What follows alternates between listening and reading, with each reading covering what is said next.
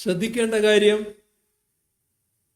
ക്ഷേത്ര വരുമാനത്തിൽ നിന്ന് സർക്കാർ ഒരു പൈസ പോലും എടുക്കുന്നില്ല എന്നതാണ്. എന്നാൽ ദേവസ്വം ബോർഡിന് സർക്കാർ പണം നൽകുന്നു എന്നതുകൂടി കാണേണ്ടതായിട്ടുണ്ട്. അതുകൊണ്ടാണ് താരതമ്യേന തുച്ഛ വരുമാനം മാത്രമുള്ള എത്രയോ ക്ഷേത്രങ്ങളിൽ ഇന്നും അന്ത്യത്തിരി തെളിയുന്നത്. ആഗോള അയ്യപ്പ സംഗമത്തിൽ കണക്കുകൾ നിരത്തിയിരിക്കുകയാണ് മുഖ്യമന്ത്രി പിണറായി വിജയൻ. ദേവസ്വം ബോർഡുകൾക്കും ക്ഷേത്രങ്ങൾക്കും ഈ സർക്കാർ എന്തൊക്കെയാണ് നൽകിയതെന്ന കണക്കാണ് അദ്ദേഹം പറഞ്ഞത്. ആ കണക്ക് പറച്ചിലൊന്ന് കേൾക്കാം. ക്ഷേത്രഭരണം വിശ്വാസികൾക്ക് വിട്ടുകൊടുത്ത് സർക്കാർ പിന്മാറണം എന്ന ഒരു വാദം ചിലർ ഉയർത്തുന്നുണ്ട്. വിശ്വാസികളുടെ കൈകളിൽ തന്നെ ആയിരുന്നല്ലോ പണ്ട് ക്ഷേത്രങ്ങൾ ഉണ്ടായിരുന്നത്. ആരും നോക്കാനില്ലാതെ അതൊക്കെ മിക്കവാറും നാശോന്മുഖമാകുന്ന നില വന്നപ്പോഴാണ് ദേവസ്വം ബോർഡ് ഉണ്ടാവണമെന്ന, സർക്കാർ ഇടപെടൽ ഉണ്ടാകണമെന്ന ആവശ്യം വിശ്വാസി സമൂഹത്തിൽ നിന്ന് തന്നെ ഉയർന്നു വന്നത്. അങ്ങനെയാണ് ബോർഡുകളും മറ്റ് ഭരണ സംവിധാനങ്ങളും നിലവിൽ വന്നത്. അതോടെ തകർച്ചയിലായ ഒരുപാട് ക്ഷേത്രങ്ങളാണ് ഉദ്ധരിക്കപ്പെട്ടത്. ക്ഷേത്ര ജീവനക്കാർക്ക് കൃത്യമായി ശമ്പളം ഉറപ്പായത് ജീർണതയിൽ നിന്ന് രക്ഷപ്പെട്ടത് എല്ലാം അതിനുശേഷമാണ്. 2019 കോവിഡ് മഹാമാരിയുടെ സാഹചര്യം എല്ലാവരും ഓർക്കുന്നുണ്ടാവും. ആ സാഹചര്യത്തിൽ ദേവസ്വം ബോർഡിന്റെ ദൈനംദിന പ്രവർത്തനങ്ങൾ പോലും വിഷമത്തിലാകുന്ന സ്ഥിതിയാണ് ഉണ്ടായത്. അന്ന് 140 കോടി രൂപയുടെ ധനസഹായമാണ് സർക്കാർ ബോർഡിന് നൽകിയത്. മരാമത്ത് പണികൾക്കായി 123 കോടി രൂപയും ലഭ്യമാക്കി. ഇത്തരം സത്യങ്ങൾ പലരും കണ്ടില്ലെന്നടിക്കുന്നു. ക്ഷേത്രങ്ങൾ വിശ്വാസികൾക്ക് വിട്ടുകൊടുക്കണമെന്ന് പറയുന്നവർ സർക്കാർ സഹായമില്ലാത്ത പഴയകാല ദുരവസ്ഥയിലേക്ക് ക്ഷേത്രങ്ങൾ തിരിച്ചു പോകണം, അത്തരമൊരു തിരിച്ചുപോക്കാണോ അവരാഗ്രഹിക്കുന്നത് എന്ന് അവരോട് തന്നെ തിരിച്ചു ചോദിക്കേണ്ടതായിട്ടുണ്ട്. ദേവസ്വം ബോർഡിന്റെ വരുമാനം സർക്കാർ കൈക്കലാക്കുന്നുവെന്ന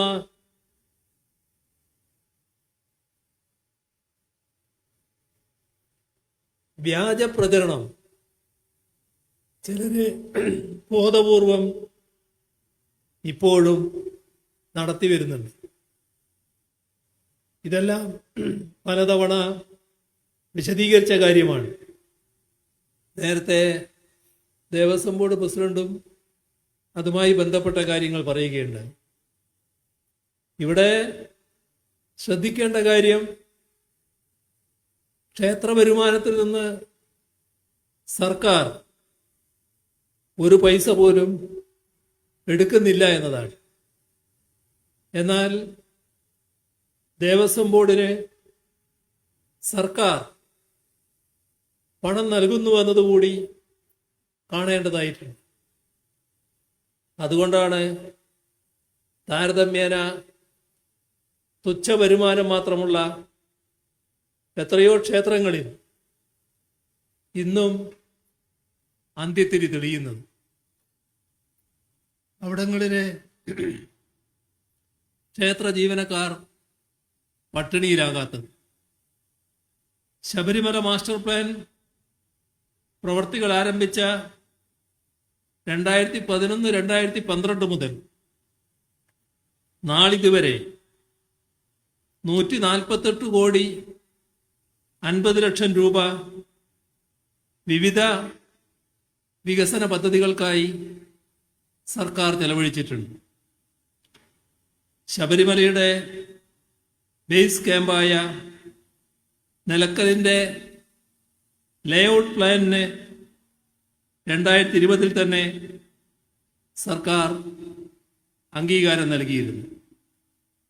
ശബരിമല മാസ്റ്റർ പ്ലാൻ ഉന്നതികാര സമിതിയുടെ പ്രവർത്തനത്തിലെ കാലതാമസം കാരണം ഫണ്ട് യഥാസമയം ചെലവഴിക്കാൻ കഴിയാത്ത സാഹചര്യം മുൻപുണ്ടായിരുന്നു. എന്നാൽ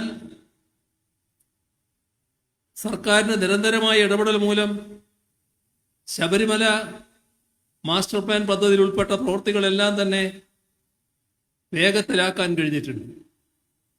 അതിൻ്റെ ഭാഗമായി സന്നിധാനത്തിൻ്റെയും പമ്പയിലെ ട്രക്ക് റൂട്ടിൻ്റെയും ലേഔട്ട് പ്ലാനുകൾക്ക് സർക്കാർ കഴിഞ്ഞ ജനുവരിയിൽ അംഗീകാരം നൽകുകയുണ്ടായി.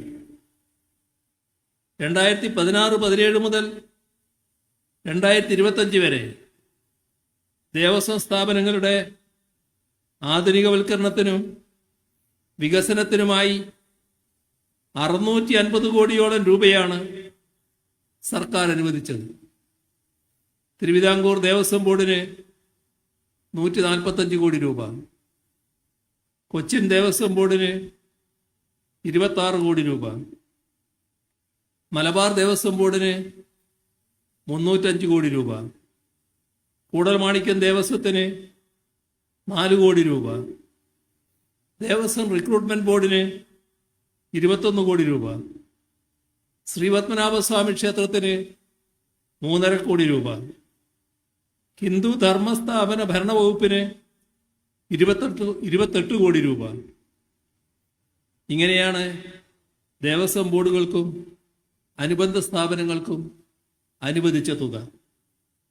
ഇതിനു പുറമെ ശബരിമല മാസ്റ്റർ പ്ലാൻ പദ്ധതിക്ക് 83,95,00,000 രൂപയും ശബരിമല സാനിറ്റേഷൻ സൊസൈറ്റിക്ക് 22 കോടി രൂപയും ഇടത്താവളം പദ്ധതികൾക്കായി 116 കോടി രൂപയും അനുവദിച്ചു. ശബരിമല ഉത്സവ നടത്തിപ്പിന് വേണ്ടി കഴിഞ്ഞ 4 വർഷങ്ങളിലായി 10 കോടിയിലധികം രൂപയാണ് അനുവദിച്ചത്. 2019-20 സാമ്പത്തിക വർഷത്തിൽ ഏകദേശം 100 കോടി രൂപ തിരുവിതാംകൂർ ദേവസ്വം ബോർഡിലേക്കായി പ്രത്യേകമായി വകയിരുത്തിയിരുന്നു.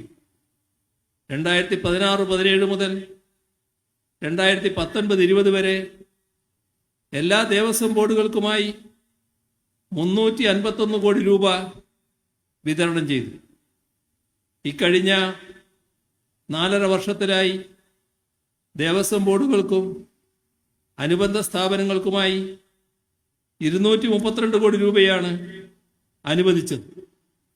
ഇങ്ങനെ സർക്കാർ അങ്ങോട്ട് കൊടുക്കുന്നത് കാണാതെയാണ് സർക്കാർ പണം കൊണ്ടുപോവുകയാണ് എന്ന് കള്ളപ്രചരണം അഴിച്ചുവിടുന്നത്.